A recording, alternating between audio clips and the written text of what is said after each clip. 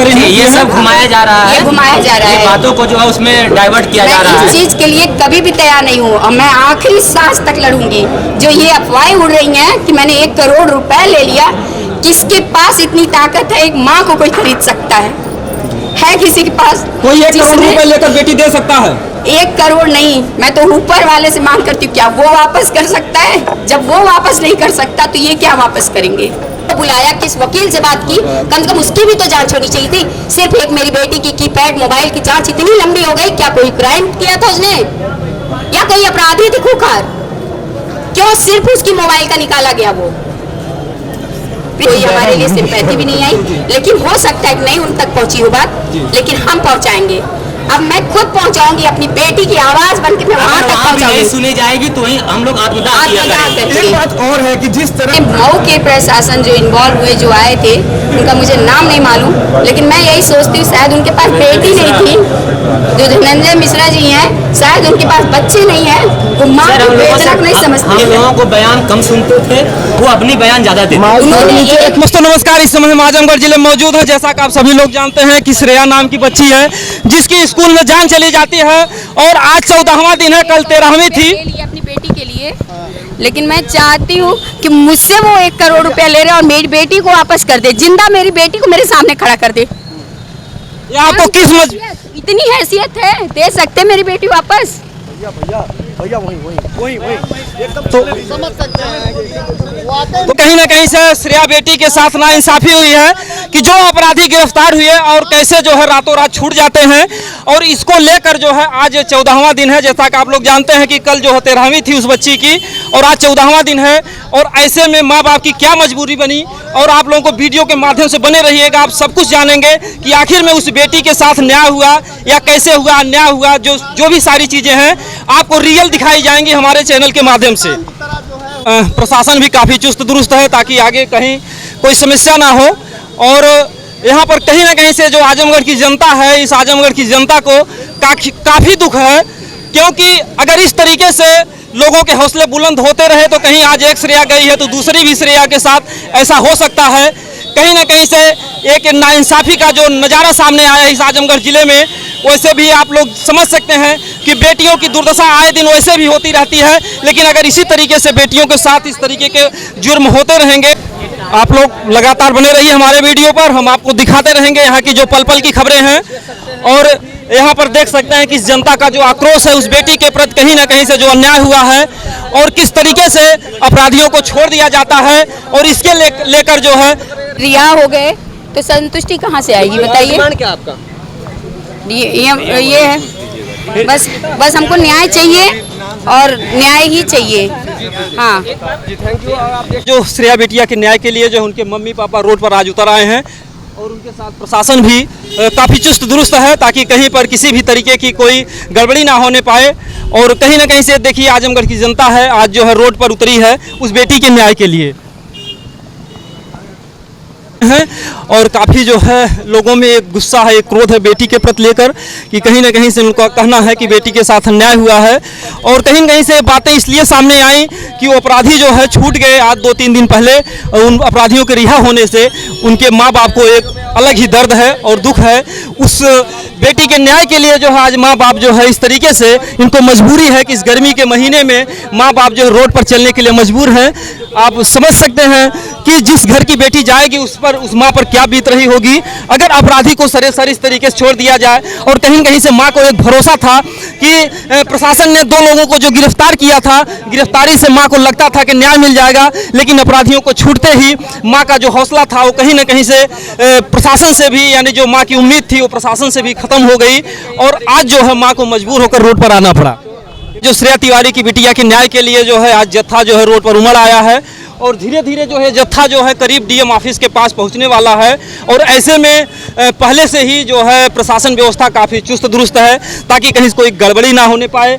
और देखिए अभी आप हमारे वीडियो पर बने रहिएगा, हमें लोगों से जानना भी चाहेंगे कि हाँ आखिर में इस मुद्दे को लेकर जहाँ पर अपराधी जो है सरेआम घूम रहे हैं, जेल में जाने के बाद छूट गए, इसके बाद जो है माँ बाप पर क्या बीत रही है, वो लोग का क्या रवैया है, वो लोग क्या चाहते हैं।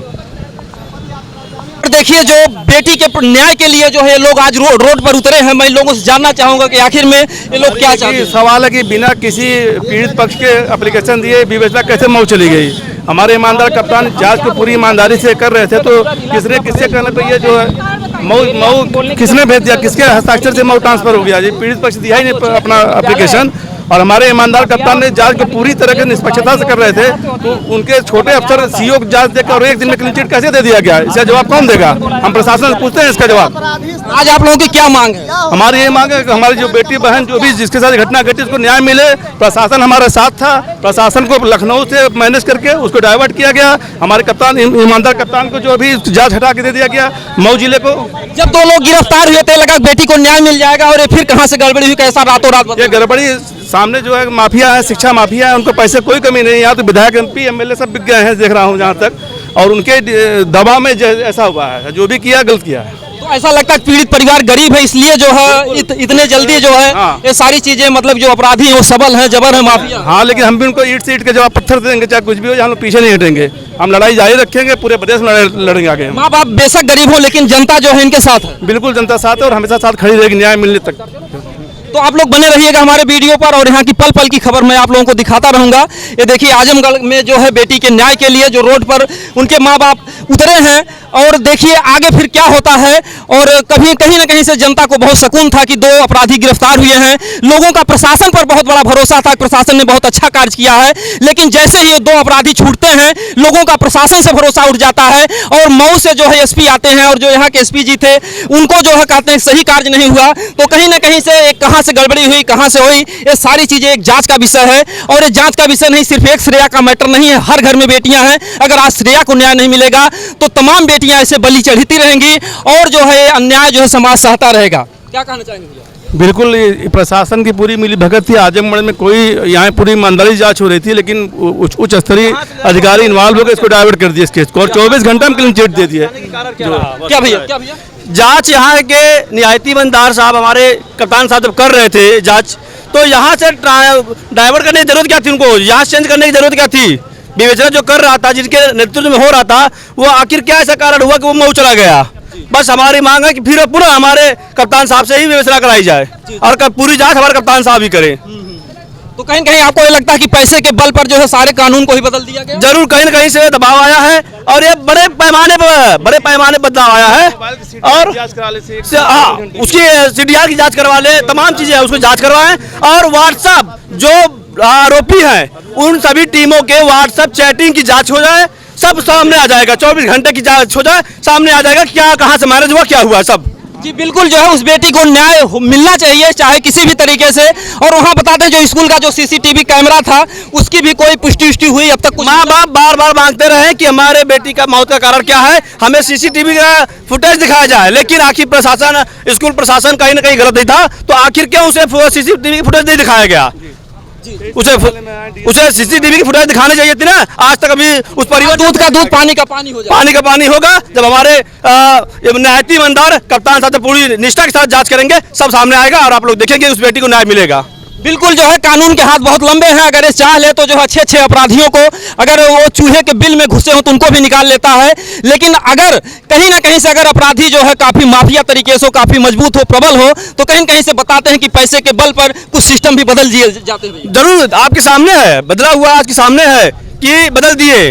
पूरी निष्ठा जो ईमानदारी के साथ जांच हो रही थी, जनता पूरी संतुष्ट थी कि हमारे कप्तान साहब न्यायिक ईमानदार है, ईमानदारी के साथ जांच हो रही है, और तमाम प्रकरण साथ में चल रहा था ईमानदारी के साथ, लेकिन उसे बदल दिया गया। आप लोग इंतजार कीजिए, होने वाले लोग आप लोग देखेंगे कि आज क्या आश्वासन देते हैं DM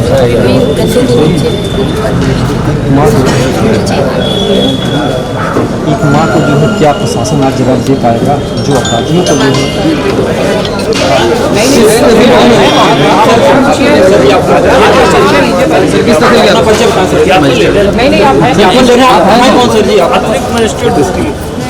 अतिरिक्त मजिस्ट्रेट देते हैं। आप क्या समस्या लेकर आए हैं? ज्ञापन हो जाए, ज्ञापन हो जाए, थोड़ा सा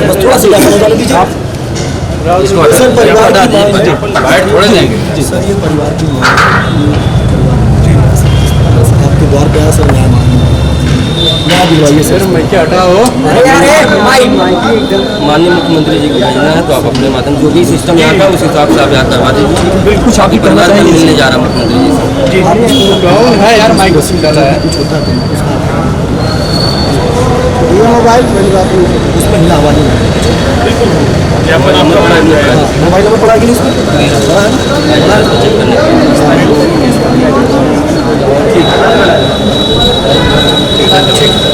आप कुछ कहना चाहेंगे? क्या मैं उम्मीद कर सकती हूँ कि मुझे शायद आगे न्याय मिले। क्योंकि मैं पहले भी आई थी यहाँ पर, लेकिन मेरा केस आप कह दीजिए सर जो न्याय आप दिलवाएंगे कि आपके परिवार को न्याय मिलेगा आप मुझे न्याय मिलेगा। सांत्वना दे दीजिए। सर मैं ये चाहता हूँ कि जैसे पहले जो जांच हो रही थी हमारे एसपी साहब जो टीम कर जो रही भी थी। सबूत के तहत जो है उनको गिरफ्तार करके किया गया, इसके बाद तुरंत पता नहीं क्या अचानक जो है उस जिले में ट्रांसफर कर दिया गया। हमें चाहते हैं कि वो जो सबूत थी जो पहले के गिरफ्तार किए सबूत गए थे हाँ, वो हमको मतलब उसको मिले और जो है ताकि फिर जो है उस पर कार्रवाई हो। फिर से जांच हमारी जो है इस एसपी साहब आजमगढ़ एसपी को ही ये जांच दी जाए। आपका ज्ञापन पहुँचा नहीं चलिए तो आप लोग देख सकते हैं कि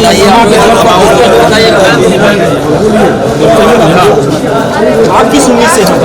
अभी सुमित सर फिर से मुझे जो है कि न्याय की उम्मीद जगी है कि जनता मेरे साथ है, बच्चे मेरे साथ हैं, अभिभावक मेरे साथ हैं। तो अगर मैं साथ हूँ तो मुझे न्याय जरूर मिलेगा। और मैं चाहती हूँ कि जो आजमगढ़ की टीम जो इस चीज़ पे जांच कर रही थी, अनुराग जी जो जांच कर रहे थे वही करे, क्योंकि वो ईमानदार हैं। और मैंने इसी बिना पे मैंने केस भी यहाँ वो किया था, क्योंकि मुझे कहीं न कहीं डर तो ये था कि वो बाहुबली है, वो कुछ भी कर सकते हैं। और उन्होंने अपना बाहुबली दिखाया। जब दो लोग गिरफ्तार हुए तो आपको प्रशासन पर भरोसा हुआ, फिर छूटते ही फिर आप पर क्या बीती? मुझे छूटते भी ये नहीं था कि मेरे आजमगढ़ की प्रशासन ने कोई गलत काम किया है। जो इसमें मऊ के प्रशासन जो इन्वॉल्व हुए, जो आए थे, उनका मुझे नाम नहीं मालूम, लेकिन मैं यही सोचती हूँ शायद उनके पास बेटी नहीं थी। जो धनंजय मिश्रा जी हैं, शायद उनके पास बच्चे नहीं हैं, वो माँ की वेदना को नहीं समझते। हम लोगों को बयान कम सुनते थे, वो अपनी बयान ज्यादा देते। उन्होंने एक बयान मेरे बोलने के हिसाब से नहीं लिखा है, मैंने पढ़ा है।